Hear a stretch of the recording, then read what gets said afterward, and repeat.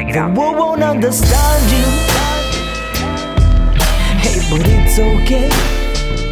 Said the world won't understand you, 'cause I made you in my own way. Said the world won't understand you. Life may move fast, or it may move slow. I met a silly man who said he make it slow. We look up out towards space, or even at the sky. One that pass away, but never look inside. Breathe in, breathe out. Life is a maze, but we'll figure this out. I mean, human beings, I ain't got no doubt. Hey, what's good, everybody? Welcome to episode 55 of In a Good Way podcast. Today's special guest is Kati Salowsky, right? Is that right? That's right, yes. Okay. Kati is a conscious creator. She's a writer, actress, producer, and she's also a Reiki Master. She's had a lot of very interesting spiritual experiences. We don't have a whole lot of time today, so we're going to talk about one briefly, and then maybe we'll go into some other ones on another interview. But first off, I want to welcome you. Thank you so much for being here, Kati. Thank you so much for having me, Omar. Thank you. Absolutely, my pleasure. So, I mean, if you want to briefly talk about like anything you experienced in childhood, like were you always, I guess, kind of tapped in, or when did you first notice things? And then we'll talk about, one of your profound experiences, which was, during an ayahuasca ceremony. So, if you want to start with, I guess, anything from childhood or. Sure. Yeah, just to give a little bit of context. I grew up an only child, and I spent a lot of time isolated by myself, not because I was forced to, but it was more out of choice. Like I was always very good at just entertaining myself, keeping myself occupied. Um, I think I have a memory of when I was a kid in my room where I was hyper fixated on talking to this I use the term imaginary friend because I didn't know it seems like the more normal way to label it, but I was very aware of this energetic presence in my mind's eye. And it wasn't anything that necessarily manifested in front of me in physical, but I was very aware of this energy that I was communicating with. And oftentimes, when I would feel very lonely or I was dealing with whatever it was I was dealing with as a child, I would connect with this energy. So I do remember that. And I was probably, I don't know, maybe like 6, 7, 8 when I became aware of that. Oh. Fast forward a few years, and I grew up competitively figure skating. So I had my very first like more out of body type of an experience was actually one time when I was skating on the ice, and I was going around the rink, and for a split second I had a hyper like a very high vantage point view looking down at myself skating, and it was just for a fraction of a moment, but it was enough to really jar me and shake my current reality and make me question, what did I just experience? I went over to the side of the boards, and I stopped skating for a minute, and I just was breathing and focusing on grounding myself and just trying to wrap my head around it, but I didn't know what it was. So I stopped thinking about it. I think I just stopped giving it attention, but I never forgot it. How old were you when that happened? I must have been 14. Wow. 13, 14. And then as I continued getting older, there was a lot, as an adolescent, you go through stuff. Like all adolescents have those awkward teenage years and everything's drama.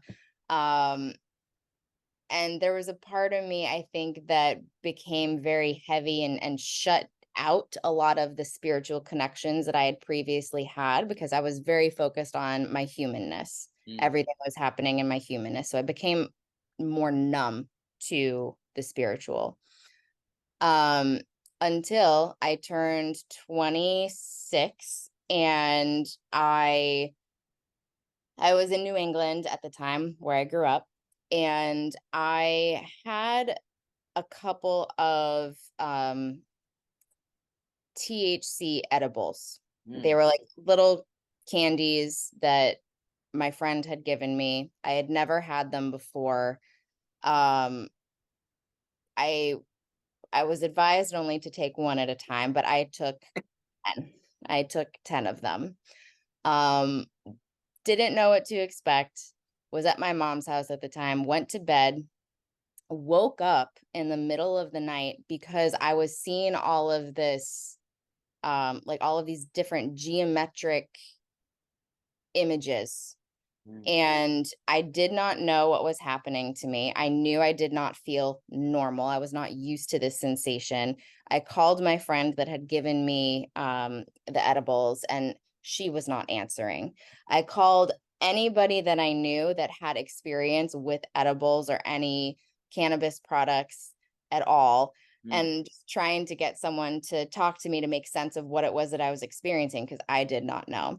And I share this because I, like, up until that point, I had ingested like cannabis products before, and I had never had a reaction like this the way that I did. But clearly I had enough of it in my system that pushed me past a certain boundary where I had a breaking point. And it's the best way I can describe it was that there was a veil that was lifted, and it just allowed me to experience something in a completely different realm that my human body, normal, like day to day, was not used to experiencing, because this veil is so thick and had been so thick for so many years that I had completely suppressed any of these connections or these abilities. And it took just that one time for that, like having the plants in my body, to just blast open my third eye and just start this journey. And it was very intense. I had experiences where, like, looking back on it now, and because these experiences have happened additionally since, now without any sort of edibles or any plant medicines, like I can now tap into these spaces completely, like, sober, and like just connect and channel and speak with divine spirit energies. And at the time when I was going through this experience, the first couple of times, it was terrifying because I didn't know what was happening. But now I look back on it and I'm like, I see that this needed to happen the way that it did in order for me to continue to tap in and understand these connections that we all intuitively have. We're just, as I said, we're conditioned over time to almost numb them out, to deny them, because that veil, that human veil between us and the spirit realm gets so thick. Absolutely. So you think it gets thick, or like well, yeah, right, because it's when we're born, it's like it's non-existent, and then what do you think makes it thick over time? More like someone making us, or us ourselves as humans? Not to go off like. Yeah, I think it's a combination of things. I think you know, like the term, like, nature versus nurture, the environment that we're brought up in, the people that we surround ourselves with, or our caretakers, we tend to take on, as a young child, their beliefs, because that's what we're raised to believe is right or true, or the way that we should be. So that tends to just add up over time, whether it's through parents, other family members, teachers, when we're growing up in school, our peers, the media, whatever we're faced with on a day-to-day basis, that's going to just add into that additional layer. Sometimes, not everybody, but sometimes something will happen in the external environment, or maybe sometimes it's an internal just awakening, that just there's something that shifts, that then allows the individual to start questioning, wait a minute, wait a minute, this is what I'm being told. This is what I've learned to experience and I'm told is true, but it doesn't resonate anymore. That doesn't feel true to me. So then the questioning starts happening. And as the questioning starts happening more and more, that veil starts to now get thinner. But yeah, I to answer your question, yes, I do think that it's a lot of our external environment that conditions us over time. Absolutely. So for you, because I love long answers, so don't worry about that. But I know like we're pressed for time. So what was the key factor for you? Like how you said that now you could tap in like basically whenever you want to. So what shifted for you that now allows you to do that? Um, I got very curious. Mm. I got very curious and I started seeking out answers. I wanted a better understanding of what it was that I did experience. And I wanted to know if there were anybody else out there that had experienced anything similar. Because for a very long time, I didn't tell anybody about these experiences. Mm. I was afraid of how it was going to be perceived, that I was going to be labeled crazy, that like fill in XYZ fear, right? Um, Once I started my journey in the questioning, synchronistically the answers started revealing themselves. I stumbled across another podcast however many years ago called The Positive Head, and the host creator, his name's Brandon Beecham. He's now since become a very dear friend of mine. But it was his podcast that just started touching upon some of the topics where I was like, wait a minute, like this sounds similar to my experience. Like, huh. So I reached out to him directly and I started asking him questions. I was like, this sounds like you've had similar experiences. Like, tell me more about this. Like, tell me more about like what you've been studying, like what your journeys are, like what are your resources? And just through asking these questions, I started getting pointed in the right direction in order to like more deeply understand it. And as I learned more information, I was acquiring tools to allow myself to start connecting intuitively with my own divine guidance, and some of those tools being meditation.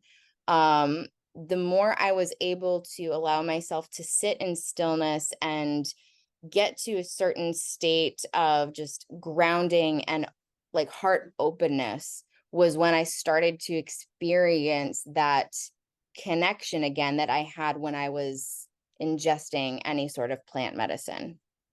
Mm. The plant medicines, I will say, like THC products, psilocybin, mushrooms, the ayahuasca experience, which is its own experience, and that might need to be a separate podcast because I could talk about that for a long time. These plant medicines are just that. They're medicine because they allow that veil to be lifted very quick, like almost instantaneously as soon as it's ingested in the body, which is great. However, we do not need to necessarily rely on them in order to lift that veil and tap in. And for me, I'm continuously now learning how to still tap in without any agents, Mm. if you will. No, absolutely.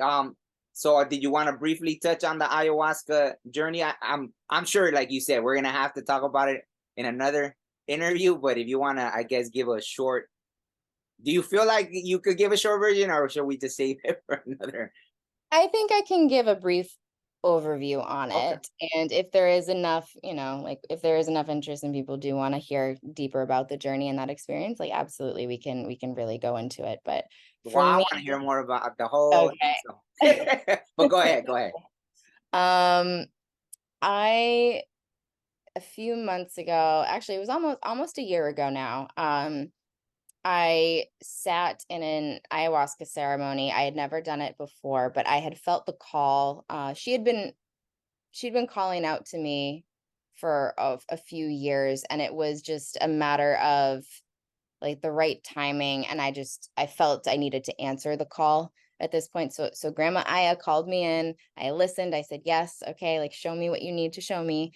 And I went out to a retreat out here in California in Joshua Tree. And it was a beautiful ceremony, beautiful setup, beautiful people, run very smoothly. We sat in ceremony for 2 nights, Friday night, Saturday night, and then Sunday was meant to be our integration night, where we start just coming more back into our bodies and getting ready to enter back into the human world, if you will. First night of ceremony, I didn't know what to expect. I had absolutely no idea what to expect, but knowing what I had experienced when I had ingested the THC edibles, I imagined something similar, but different. I also felt very safe and held in that environment because I was going in with other people that were experienced in this and knew what to do, knew how to govern me if I did start getting fearful and just not really knowing what was happening. I felt safe. So I allowed myself to open up. And that first night in ceremony, it was the more gentle of the experiences. I'll say that. First night was gentle. Second night is when things started to amplify a bit. For me, the experience was very visual. I was seeing a lot of different energies, different entities that were revealing themselves to me, both when my eyes were closed and open. I was seeing the same thing. Which the intuitive message that I got from the medicine was just, I'm going to put on a show for you. Just sit back and relax and just observe the show. So that's what I did. I surrendered into that experience the first night, and I just let her take me. And she did. She took me on a show. Yeah, she put on quite the stage play, I'll say that. But I wasn't fearful. I just allowed it to happen. The second night, now I say the second night because we actually ingested the medicine in the evening on the first night and on the second night. In between, during the second day before we sat in ceremony, it was a lot of just processing what had happened the previous night. We would connect with other people that were there at the workshop and the ceremony. But it's interesting because the medicine's running through the body, the veil is completely lifted, and everything is happening almost like immediately in synchronistic timing. Like every single word that someone says, everything that is externally experienced, it's like directly connected with what's happening like in thought. For me, it was a very wild experience, but that is what tends to happen whenever I have any sort of a plant medicine. Like I said, the veil is lifted and everything is almost a channeled message directly from the divine. Everything. Second night, things got more intense, and so intense that my journey did not end after the second night of ceremony. Everybody else that we were there with that was participating in the ceremony, when the medicine like went through their body, they were back to their grounded, normal selves, and they could drive themselves home the next day. That was not the case with me. I'm a very blessed individual that I am hypersensitive to these medicines. And I continued journeying for 14 days after the ceremony. And it was so intense that the facilitators of the ceremony did not know what to do. And I will say this, that if anybody out there is interested in doing some sort of a plant medicine ceremony, do your research, make sure that you know that the people that you're working with are trained and that they really do know how to handle you. Because that wasn't necessarily the case in my situation. They had never come across someone that was as sensitive to plant medicines the way I was. And I'm not saying this to scare anybody, because most people do not experience what I experienced for as long as I did. However, they never should have let me leave their care while I was still journeying. Someone that knows plant medicines deeply and is trained, that's not like, they will let you go home, go back to like the earthly realms once you're back in your body. So it was irresponsible for them to let me leave, because I then became a danger to myself and other people around me, because I was traveling through all of these realms. I did not know where to land. I did not feel safe to land back in my body, back in my reality, because I didn't know what I was experiencing. So there's a lot more to say about the actual 14 days of experiencing and going on this journey. It wasn't all fearful at all. It was actually quite beautiful. I got a lot of very clear, concrete messages that I know that my human waking self wanted answers to. It's continued to help me in my healing journey, and the spiritual connection is still very strong. No, that's beautiful. And I want to respect your time, because I know we're about out of time. But no, thank you so much, because you gotta go, right? Like you gotta go. So I'm fighting myself because I want to keep having this conversation. I mean, we could schedule it. Okay, so we had to cut it, and now we're gonna pick up where we left off. Katie was telling us about her journey with ayahuasca when she experienced it, right? When she connected with the plant medicine. So I guess, I don't know if you want to go back to the story, because I know you were trying to just kind of make it brief, because you had, you were limited on time, but I don't know if you want to go backwards. I know we left off with, the people that you interacted with, that just out of my curiosity, were they like indigenous people or no? When, like, in the energetic, like, spirit energies that I was interacting with, or the people that were people there in ceremony with me? And while the people that were running the ceremony. One person was. Oh, okay. No, just like, because like that, like how the responsibility, right? Like I take that very personally, right? Like, Yeah. to me, it's because people know better, right? People know better. So to me, I don't hold it on the people that are running the ceremony. I mean, the people that are partaking in the ceremony. I look at the people running the ceremony, right? Like they should know better. And there has been times where people that ran ceremonies that are very, because the knowledge with indigenous people, this knowledge has been passed for generation after generation. It's not like you can't just say like, oh, it's this person's walk, because the knowledge they were passed was from before and before and before, right? Like since time immemorial, who knows how long it's been going on, right? So they're responsible. And so, that always rubs me the wrong way when I hear about people that didn't do it in a responsible way or whatever. So I just wanted to, oh, go ahead.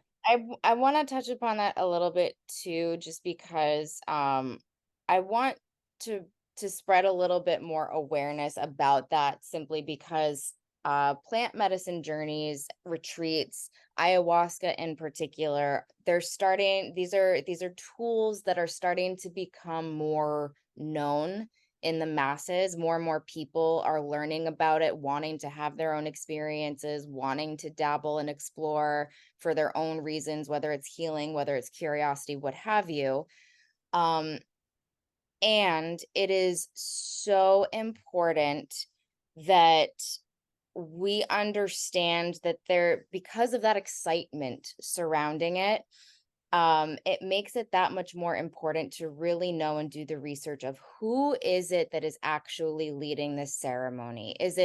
Who is it that is distributing this medicine? Are they responsible enough to know like pros and cons that come alongside of this? Are they going to be open with me? Are they concerned about my safety? Or is it just someone that's stepping into a role and putting themselves in this space of spiritual thought leader? They know best kind of a situation, whereas almost like there is in a way almost an irresponsibility that can be like a lot of these I don't think it's intentionally put like that. I think a lot of people that are leading ceremonies and teaching the spiritual work, I do think that there are a lot of great intentions behind it.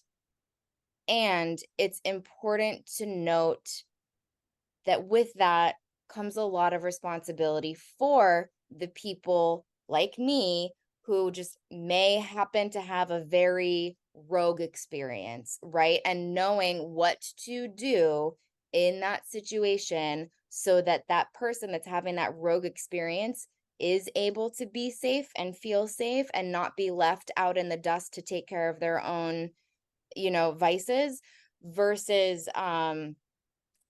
yeah, like just really knowing. No, and like for example, like you were charged for the ceremony, correct? Yeah, oh yeah. Yeah. See, so even once, right? Like see it in. I get it, right? I get it. Like I'll never knock anyone's way of doing it because I understand, right? It takes time to prepare the medicine. It takes time sometimes to get it to where you need to go and prepare the space and all that. So I understand. Whoa, very interesting.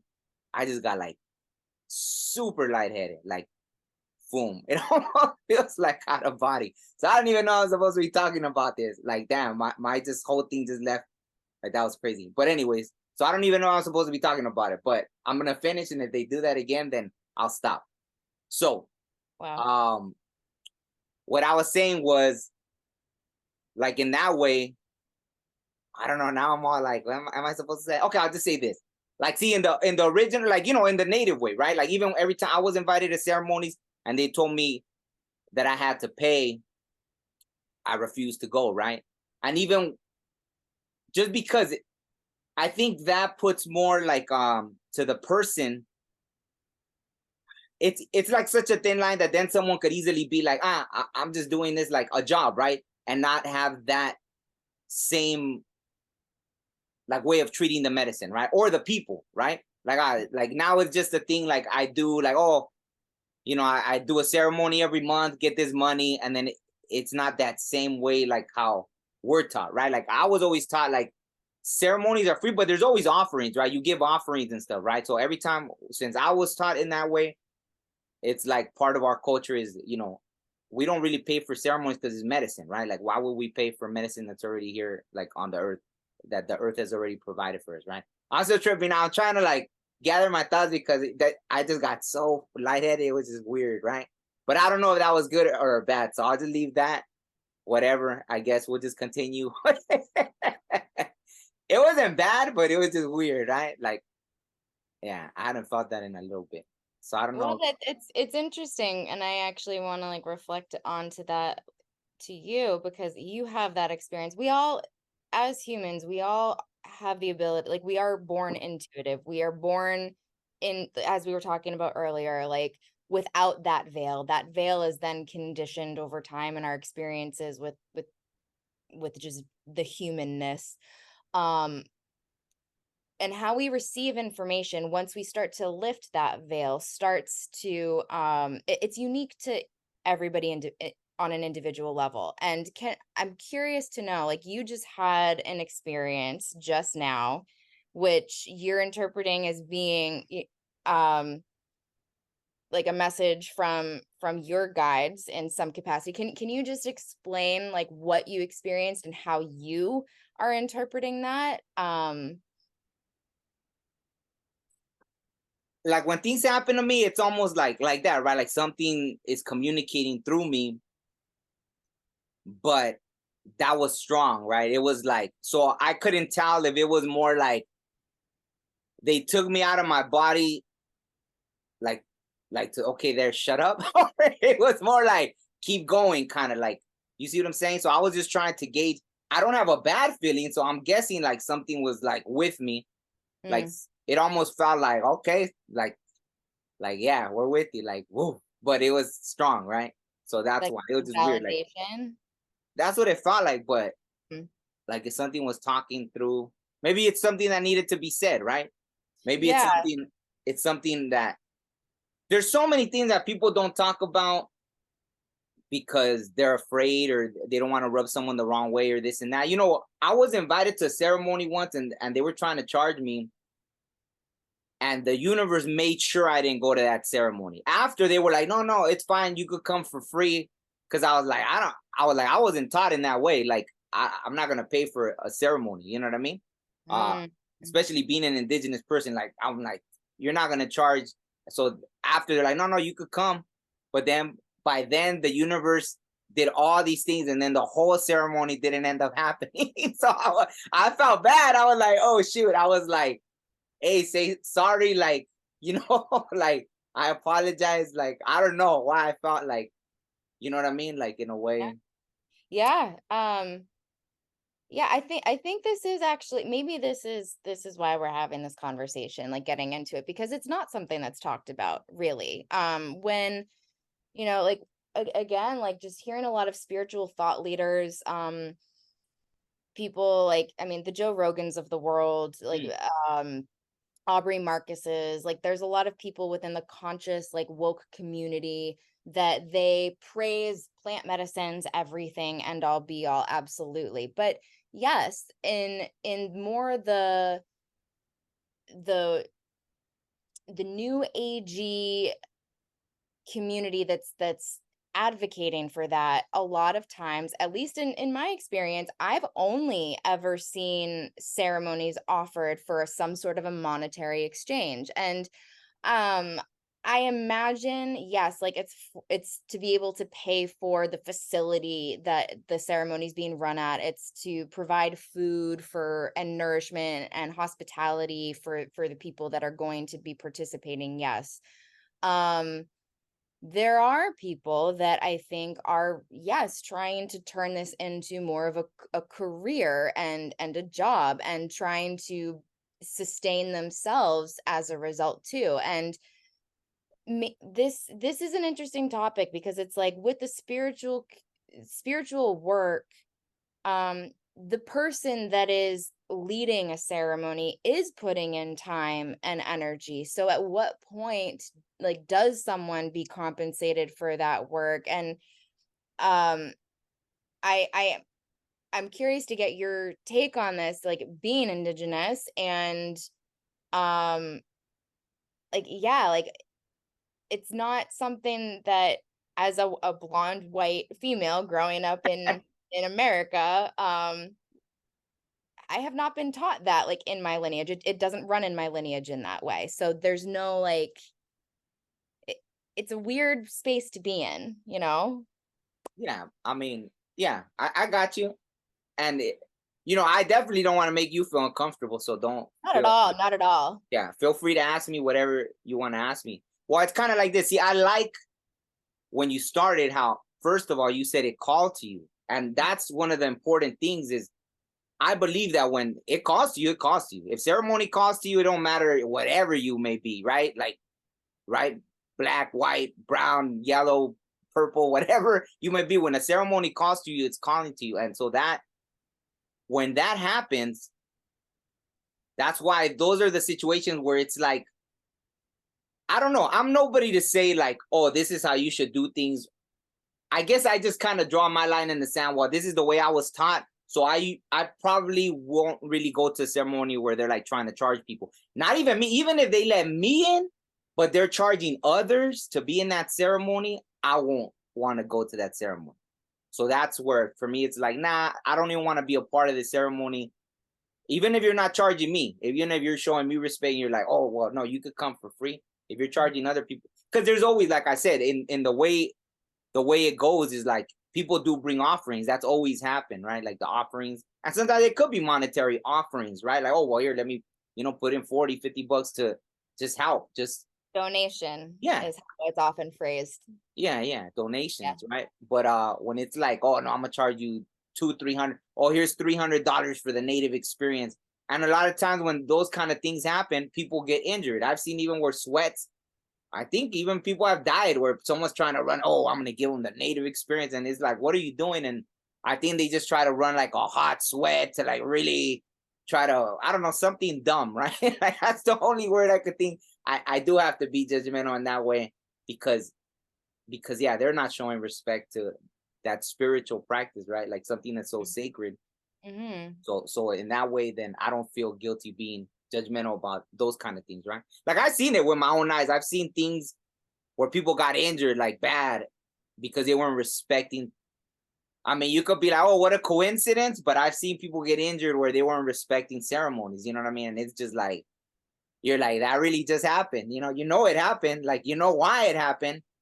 You could say, oh, it just happened, right? But I mean, that's a different topic. But yeah, I just I think for me, they just haven't, like, even that ceremony, right? Just even though after they invited me for free, just because they were gonna charge other people there, they made sure not only did I not go, but that whole ceremony didn't even happen, so it was pretty interesting. Yeah. So yeah. I don't know if I answered what you were kind of, or you could ask me more specifically, because if not, I'll be all over the place. Yeah. Well, okay. So as you shared earlier, like I've studied Usui Holy Fire Reiki, and I'm a Reiki Master in that lineage, and practicing with that and channeling that energy.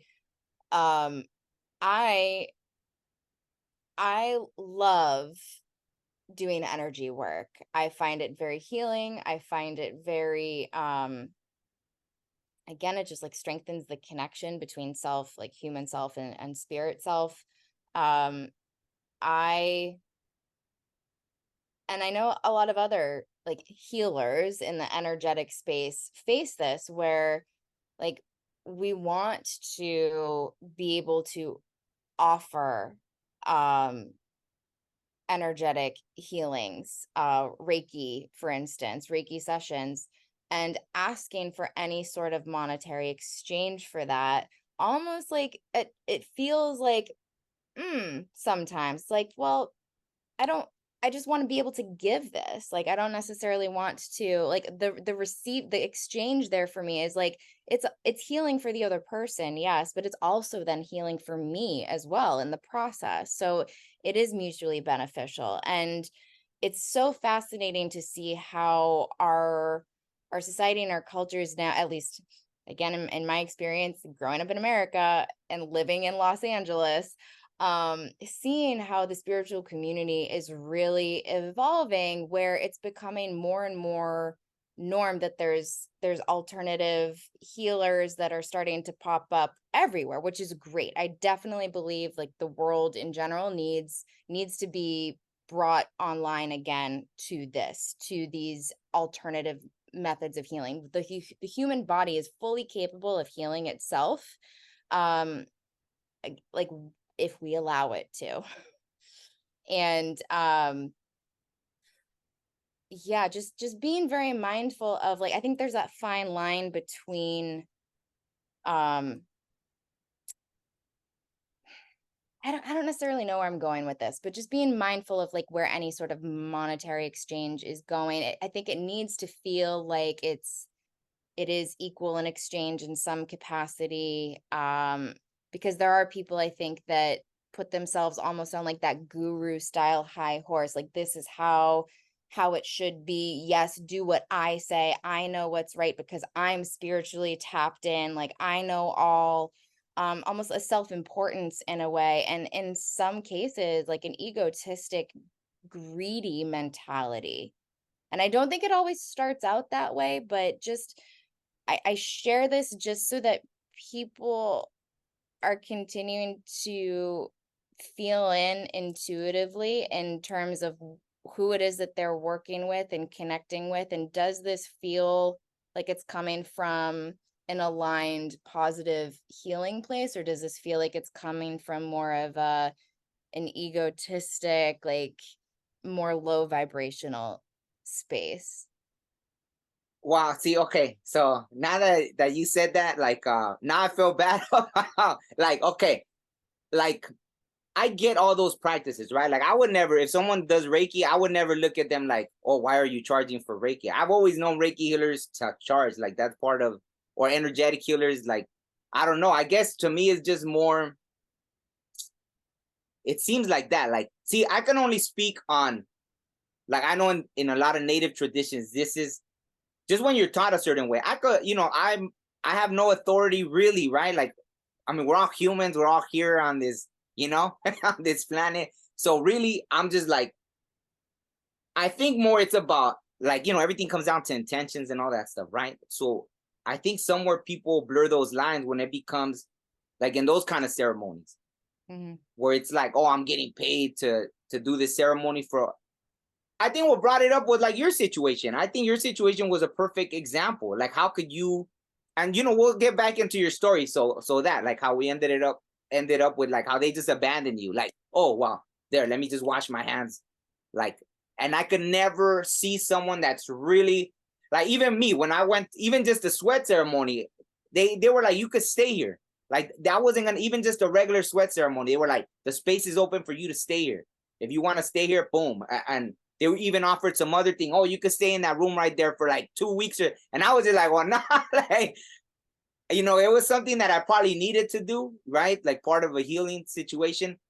But like, they offered it right there. Like, they weren't going to send me nowhere. Like, that's where you see the difference. Like, you know what I mean? So that's my concern, where people, like, I really haven't partaken in that. So I can't even say like how, when people pay, right? I haven't been in those kind of ceremonies, and I'm grateful now. Like, where I hear, stories and stuff, I'm grateful because at least I know it's being done with authentic love. Not forget all the other. It's straight love. It's like they love what they do and they love helping. So that's where I see that, right? But as far as every other kind of practice, like one-on-one, right? It's like, I don't see it no different than someone giving you a massage. They charge for their services, Reiki healing energetically. So again, like, I'm not an authority with that. I was just speaking about like what, like in that way.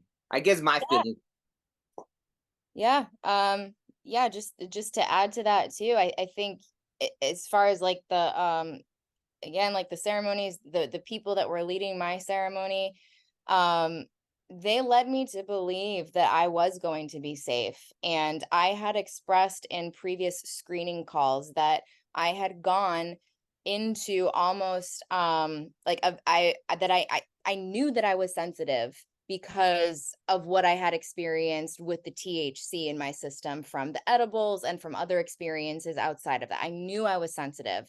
And I went into this ceremony sharing with the leaders that were conducting the ceremony. I am concerned because this is how I have responded in the past. What happens if that were to happen? Am I going to be okay? Like, I said this, and I was met with, we're gonna have a psychologist present. You're going to be okay. We've done hundreds of ceremonies. Like, you're going, like, anybody that's come with us, like, we've always brought them back down to earth. It's going to be okay. You have nothing to worry about. Okay, so I went in thinking I was in good hands and I was going to be okay. And like I said, the actual ceremony itself, the way everything was set up, it was beautiful. It was well done. The food was catered, like the facility, everything was great. I was met with a lot of love and warmth. But when shit hit the fan and I was not able to come back in and ground into my body, they panicked and they did not know what to do. And it turned, I felt the energy change. And mind you, I'm still flying. I'm still like in, like tripping, like I am out there. And I'm very aware of this like darker energy that has now invaded the space, where I am now, like, while I'm in that space, I'm being met with this energy that is saying, this is happening, like, you were irresponsible because you did not tell us this, like, this is your fault. um like, you lied to us, you didn't, like, you manipulated your way to be in ceremony. And I'm like, no, like, I shared with you that I'm sensitive. I've shared with you my concerns. You met me and told me that it's going to be okay. So I trusted you. I did not lie. I did not know that this is what was going to happen to me. I had no way of knowing that it was going to take me a solid 2 weeks to come back into my body. I did not know, but I was sent off their property. My husband had to drive 3 hours in the middle of the night on a Sunday night out to Joshua Tree to come pick me up, drive 3 hours back while he was sick, mind you. Like, I hold such gratitude to him just for doing that, for coming to pick me up. But what was the alternative? The alternative was, oh, they're going to put me in a psych ward. Guess what happens if, like, any authorities are brought into the picture? They get shut down. Mm. Their business gets shut down. So I think a lot of the fear was really coming from more of that, like, that business mentality of, oh, wait a minute, like, we actually don't know how to handle this because this is a new situation. Shame on us for maybe not, like, diving deeper and taking her more seriously when she was talking about her concerns of not being able to come back. Like, also, yes, they had a psychologist present. However, I did not know this. I did not know this about plant ceremonies at all, but no one there was sober other than the chef. So Mm. everybody that was there had ingested the ayahuasca. I didn't know that. Had I known that going into the ceremony, I wouldn't have gone because I would not have felt safe. In the case that something happened, I wouldn't be with anybody that was not under the medicine, Mm. the influences of the medicine. So that's also, I'm sure there's, like, many different ways in terms of how ceremonies are conducted. I don't know if that really is more so the norm. I've heard two different schools of thought there, where, like, in some cases it's just whoever's leading the ceremony that ingests the medicine, and in other cases it's like, everybody does it just so everybody's on the same plane. I know I'm not okay with that moving forward. I want to know that, like, if something were to go rogue here, that there's someone that can actually get in a vehicle and drive and, like, make a coherent decision. Like, I don't care how tapped in you may be in that moment. Like, that's great. My human body, my human self wants to know that it's going to be taken care of and safe. See, like, yeah, I wouldn't have a problem with it, even if everybody is under the influence of the medicine. I don't even feel that the medicine in the long run wasn't gonna do you harm, right? I would have felt secure that the medicine was gonna give you what you needed, right? Oh, No matter what. No yeah. matter what. But what was the thing was that, like, abandoning someone, just being like, let me wash my hands, boom, boom. That part obviously just rubbed me around. That's how we went off into all this thing. So I guess if you want to talk about like everything, like what you were experiencing while you were, I don't know if you wanted to change gears, or we can still talk about that some more. It's up to you. Yeah, we can dive into that. Like I said, like, overall, what I was experiencing, yeah, like, I felt directly connected. I was tapped in. I was getting a lot of downloads. I was, um the messages, my third eye was blasted open.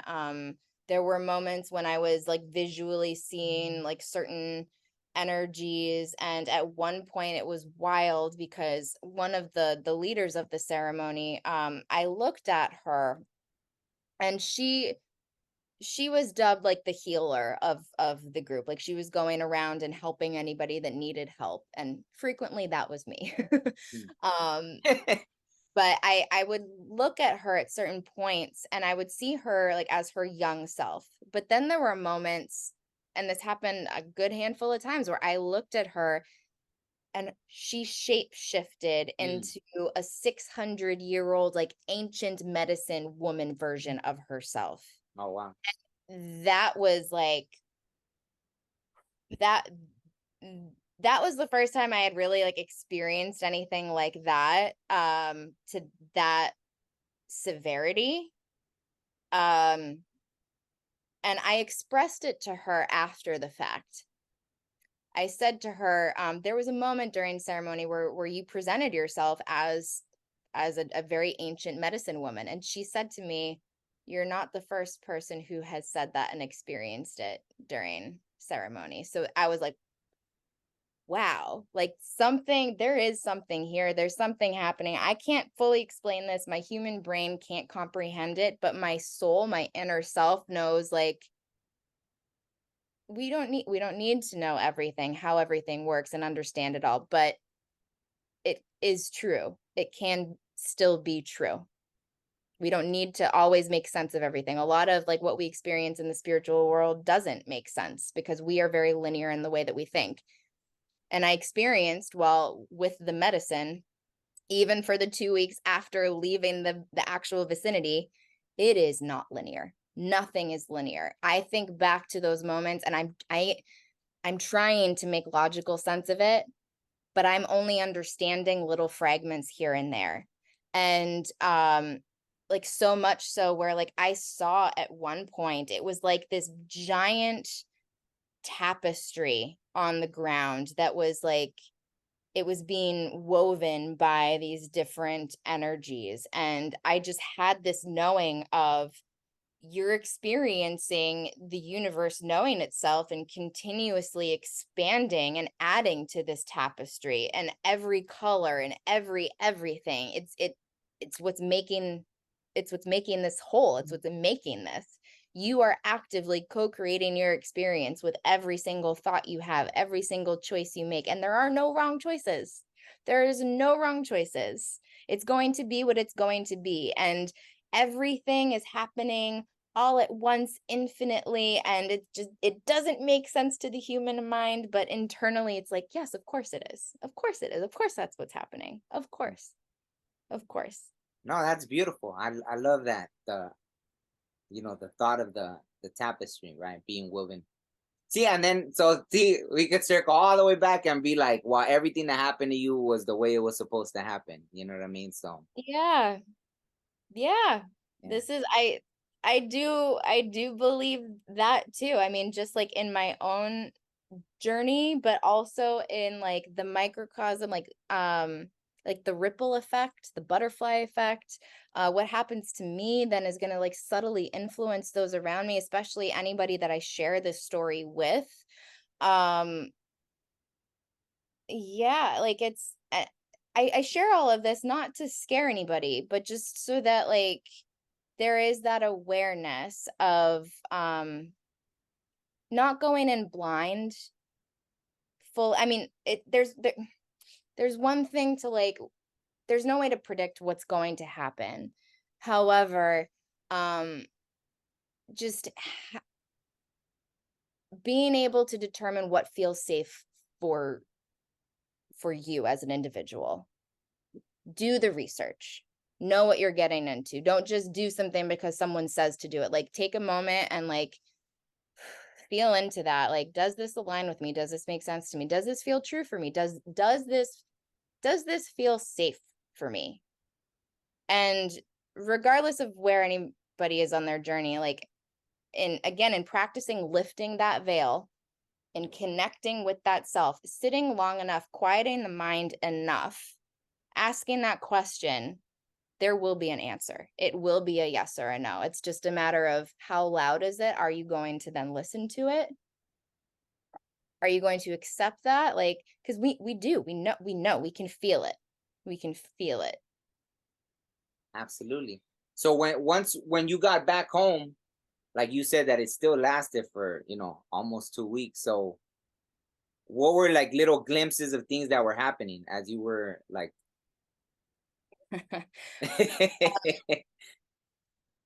There were moments where, well, I had a very hard time sleeping. Oh. I had a very, very hard time sleeping.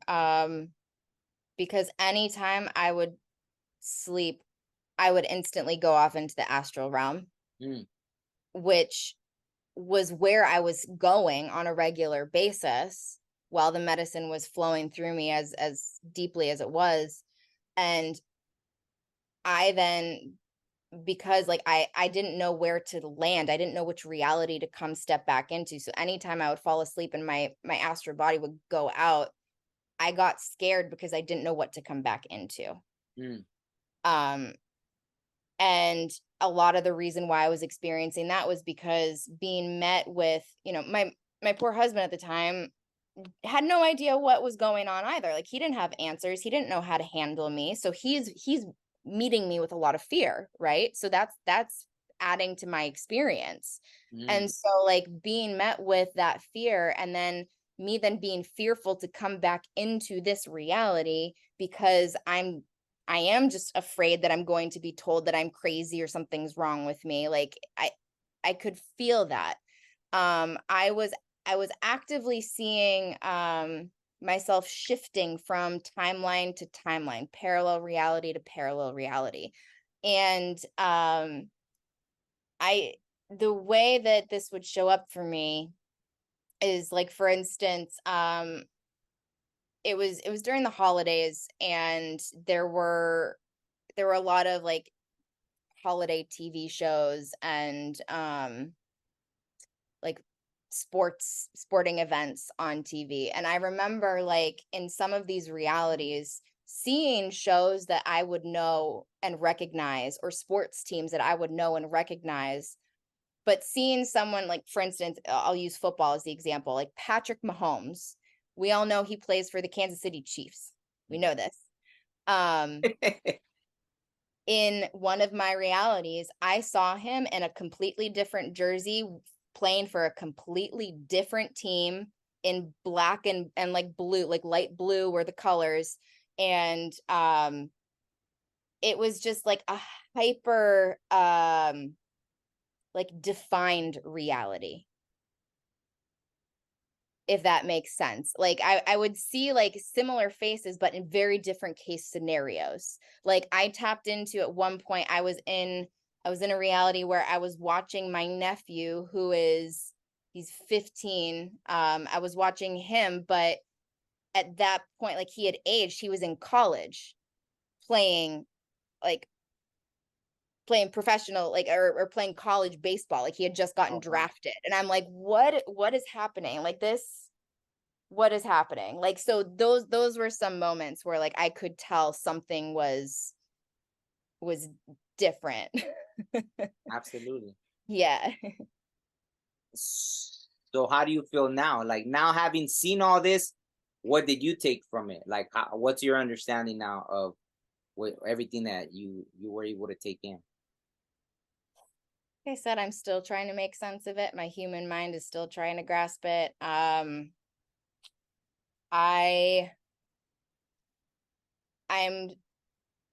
able to find peace and settling in, I'll know what I need to know when I need to know it. And if I start looking beyond that, I'm taking myself out of the present moment, which is where everything's always happening. Yeah. No, absolutely. Yeah, like there will be certain people, conversations, events, sometimes subtle deja vu type moments that will bring me back to something that happened within that experience and remind me, oh, I forgot that happened. Oh, I wasn't meant to really fully understand that happening until right now. Now it makes sense. Mm. Whereas before it didn't. And when I would go looking for like how it would make sense, I would just get lost in the ether, rather than just allowing it to unfold and trusting in that flow and trusting in that process and just continuously coming back to the now, the present, and accepting what is right now. Yeah, no, absolutely. Because I don't like to go up into my stories, because then, I don't like to make it like about me, right? Like I want to hear your stories, right? We're But having a conversation though. I like hearing it. no, well, because that's 100%, like after all the things I've experienced, that's the conclusion. It all winded down to, like, we're here to experience this. And I guess I understand that, like, the human in us wants to understand why we're here. We want to know, what is it all about? Why are we here? What's my purpose? What's this and that? But then once you get a glimpse to the other side, you're like, oh, like how you said, everything you said right now about just being like, we're here, right? Like, even recently, it was so funny because I was watching this movie, and it's a movie based on a video game. And there were all these things in that movie that were resonating with me a lot. Like, I was meant to hear that message. I don't even know why I put on that movie. I just put it on randomly, and it's all about like a video game, right? And then the next day I went to the mountain, and I hadn't been there in a long time. They told me to go. So I was like, all right, fine, I'll go, And so as I'm climbing the mountain, there was like one balloon that I guess had straight into the mountain. And out of all things, it was a happy birthday balloon. And it had the video game controller on it, right? Out of all the things, so and it's just a reminder, like this is the game, right? We're in, like, I don't like to call this life like a game, right? Like it's a game, but it's like whatever role we're playing, well, you understand that, right? Like being in the acting world. Oh, like, that's something I shared with other people, but I don't think they really got how crazy it was that when I started the acting, I felt like the whole purpose of me starting acting was to see that. Like every time I would, like sometimes you don't even know what you just submit to stuff, and then they tell you, oh, you get there and you're like, oh, you're going to do this. And all the things that were happening in my real life, I'd get to set and I would be playing that. And I'd be like, what? Like, no way. So that's one of the things that it took it to another level. It's like, who's writing this? Like, I would look up, like, who has, the script. It really felt like, okay, Omar gets to set on, like, this happened in his real life. Now it's happening in the freaking show, Like that's happened to me a lot of times. Like, us being actors, a lot, like majority of the time, our job is to audition for projects. We don't always book these projects, but we'll audition for them. And I've found so many times where I will get an audition and I'm prepping for it, I'm reading it, and the scene and the character and the story is almost in a way a direct parallel of something that I'm experiencing in my waking life. And I'm like, wait a minute. What? What's happening? Like, and then like I may not book the role, but the message is in like the work that I did to prepare for that, if that makes sense. It's like, yeah, like the synchronicity, there are no coincidences. No, absolutely. Absolutely. No, even that's why, like, even when I met you that day, because even that, right? Like right now, it's if you take into account all the probabilities, right? Because right now, like, everyone's on strike, so there's not a lot of jobs. So you think of all the thousands of people that probably apply for that job, and then you talked that when I remember you were sharing with me something about one of your parallel or alternate realities you saw, and you said something that was significant to me. I was like, why did you say that? And you're like, I don't know. And out of all things, and then I think after, I don't know if I said something that resonated with you, and you were like, something like that. So I was like, oh, okay, this is crazy. Like, you know what I mean? And even the street we were shooting on, which I had no idea before, was very significant to me. That was very, very, very, very significant to me. So I was just like, all right, like, this is crazy, right? But it's like, that's the thing is, it gets, sometimes I don't want to share because I think it's too much. For me, it feels normal, right? I feel like I could talk, like for you, it's normal. For me, it's normal. Mhm. But like, how do you explain it to like, and are we supposed to explain it to like the masses? Who knows? Like maybe someone that is not exposed or has no idea is going to stumble across this conversation that you and I are having now. And maybe at some point in some future timeline, like it's going to resonate with them and then start them on their own experience and like awakening journey or whatever that looks like. But yeah, like again, like that ripple effect. And we're not always in control of, like, it's a lot of divine timing, like when we meet people, who we meet, the conversations that happen, the events that happen. We can't control that. We can only control how we react or respond to those situations and the choices we make in any given moment, in any present moment, in the now. Anything beyond that, I believe does have some sort of a spiritual significance, because I do believe everything happens for a reason. The greater reason, we're not necessarily meant to know. Yeah, Not absolutely. in our human existence as it currently is. We're not meant to know because it takes away from having the human experience the way that we do. Yeah, absolutely. And like, even with the past lives, right? Um, I know I interviewed, wow, yeah, at least two people that I guess when they told me something they saw of my past life, it's things that I've already dreamed. So when they told me, I'm like, okay, it kind of just confirmed that that's what these dreams have been, right? That I've been having for years and years. Like the fact that they're able to tell me the exact same thing that I've been dreaming. So then that goes to show you, but the fact that I couldn't remember, like I see them in dreams, but I don't necessarily remember until they kind of confirmed it for me for like throughout my life. I mean, I had all these dreams. I didn't really know what they were. But then when someone else said like, oh, I see you in a past life like this and like that. And I'm like, dude, I've been dreaming that. Like, so that's what that was, right? So they're memories, but that's all they give us, I guess, glimpses of what these past lives were, but we're not really supposed to bring it here. I don't know. It's kind of conflicting because when they say, oh, you're supposed to heal these things from like generations and stuff, and yeah, so it gets really complicated. That's why I guess we're just Yeah. go ahead. Yeah, no, I'm just agreeing with you. Like it absolutely does. It gets very complicated because we start getting very analytical sometimes. And I don't know, like there's different thought and belief systems, and only each individual is going to know what feels right and true for them, right?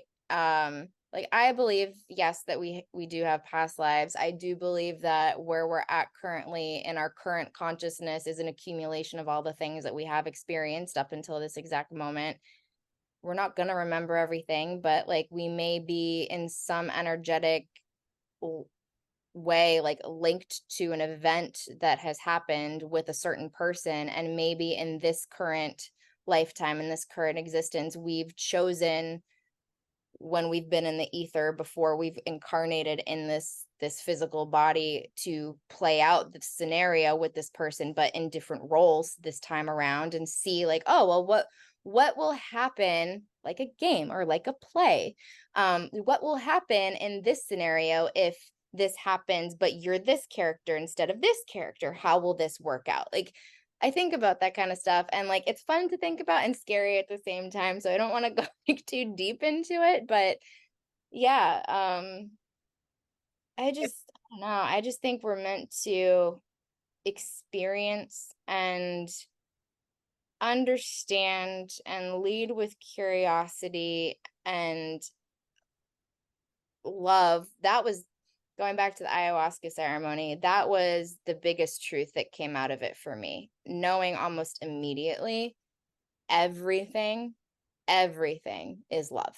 Everything, the highs, the lows, everything comes back to love. And the lower vibrational stuff, when we feel it, it can feel like a separation from love, but it's not. It's just it's a different it's a different version. Like it all at the end of the day, like it all comes back to love. No, absolutely. You couldn't have said it any better. Yeah, love is it's everything. Because that's kind of when I had like the biggest thing that I had was, with like when my brother passed, right? And that's when I traveled everywhere. I was just like, because nothing was gonna keep me from going to where he was, right? So that's where the love thing was like, everything just disappeared. There was no veil, and it lasted, I guess, as long as it needed to last, right? It was like a 2-year journey. You know how you said like for 2 weeks? So it was like for 2 years, me just not even being here, like being in both worlds or all the worlds or everything. And there was a time when every single night I would dream of him in a different reality. Like how you said, see, in one reality, he was like a construction worker. And then in another reality, he was this. Like me, I was more like the knucklehead growing up, and he was more like the one that, oh, don't do that, da da da. In one reality, he was all thug life, and I was the one trying to keep him in check, like, hey, like, but so I saw all those different versions, boom, boom, boom, boom, boom, so I got to experience that with him and just see so many things, right? But I knew that they were real, because when I would wake up, I'd wake up so like exhausted, just like coming back into this body, right? So I got to experience all that. So yeah, I don't know the love thing, right? It was, that's the thing. Love transcends. Even when I've seen beings like in other dimensions, I tapped into all these different beings from all these different reality, like universes and everything. It was love. It was like the weirdest thing. Like, yeah, I don't know. It was just crazy, but it was like if this beam of light just shot out, and I saw all of them like smiling at me.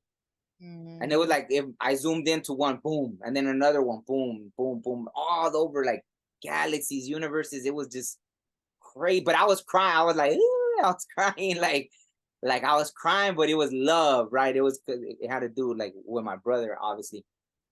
I was putting together this music. So even the music, right? It was sending out vibrations. We think music here, but who knows how far it goes, right? Across time and space. Because all we are is vibrations, right? We're literally walking vibrations. Like, like when you're in elementary, they show you like solids have the little, right, the atoms that are like this, and water has them like this, but all we are is like the same, right? Energy, vibrations, right? But we're always vibrating.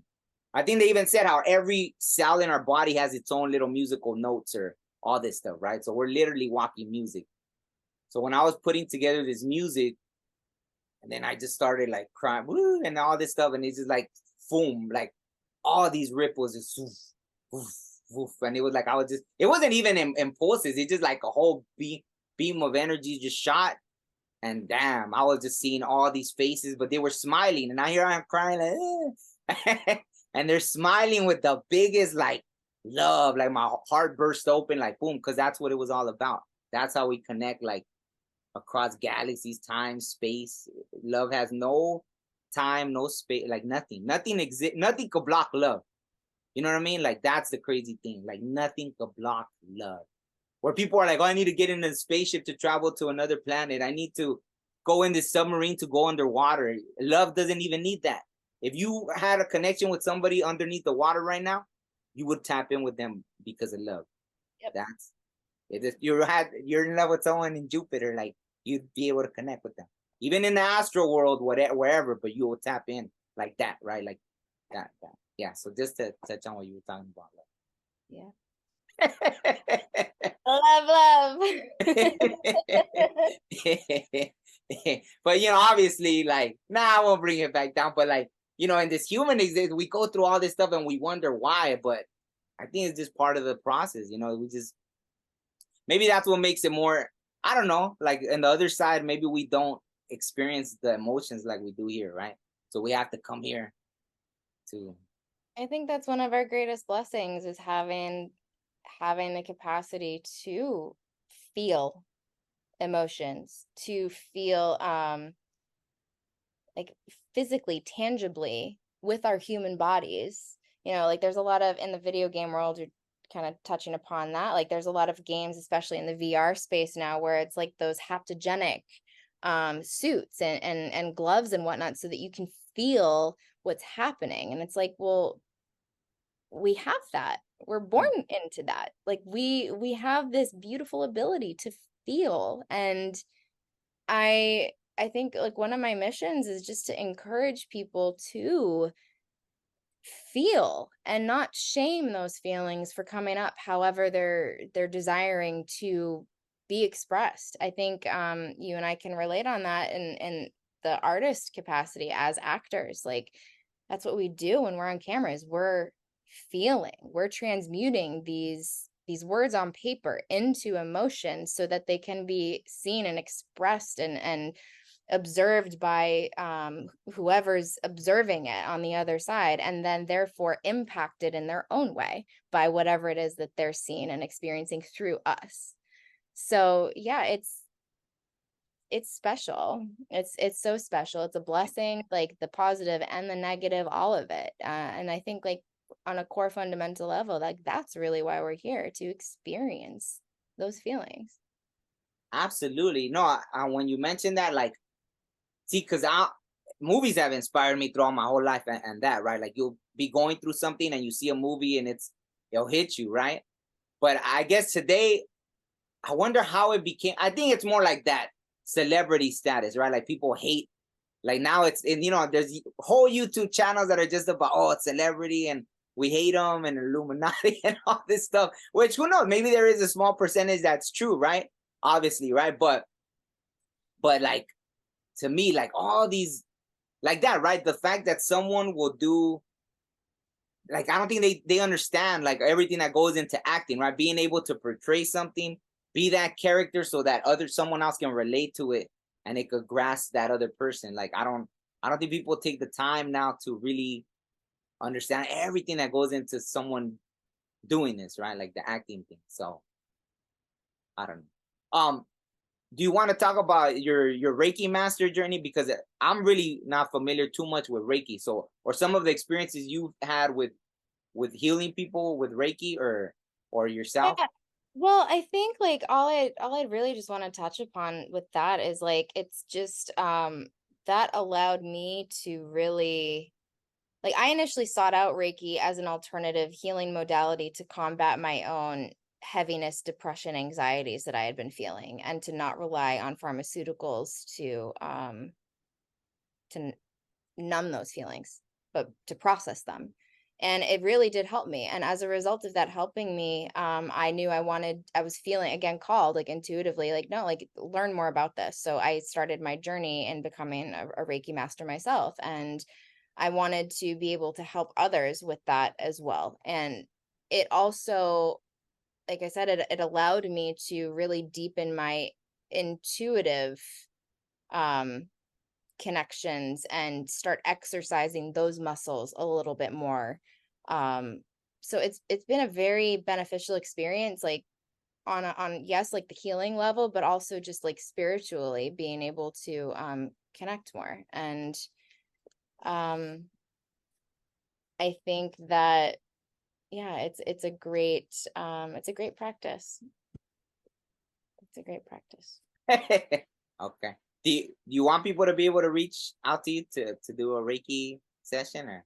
Yeah, I mean, I'm always open to doing that. My Reiki sessions, I like to set them up to where like we'll do like the whether it's in person or virtual, we'll do like the hands-on healing component, but I also do like to share intuitively what's coming up, and it does turn into a channeled session as well, because in the moments of giving the healings, I'm getting hits with messages, and I'm seeing what the guides want to share in order to help whoever it is that I'm working with either get validation that they need to help them process or just really understand maybe what physically is happening in the body on the energetic level. So I like to do a little mix of both. It's kind of hybrid. I call them more like energetic alignments rather than just Reiki sessions, because I do a lot of that work. But yeah, people can reach out to me.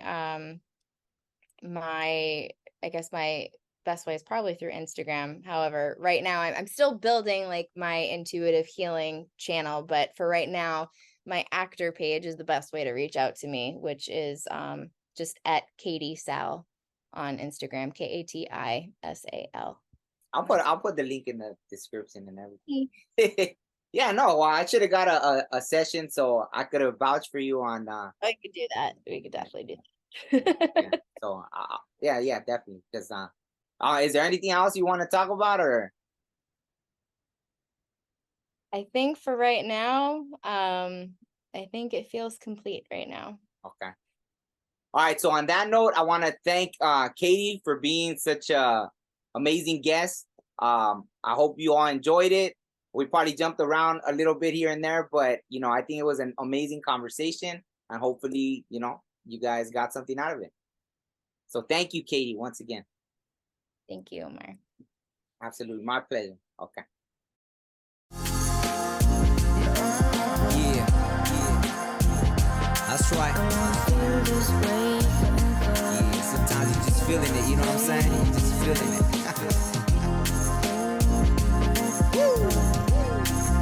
And I want to feel this way forever.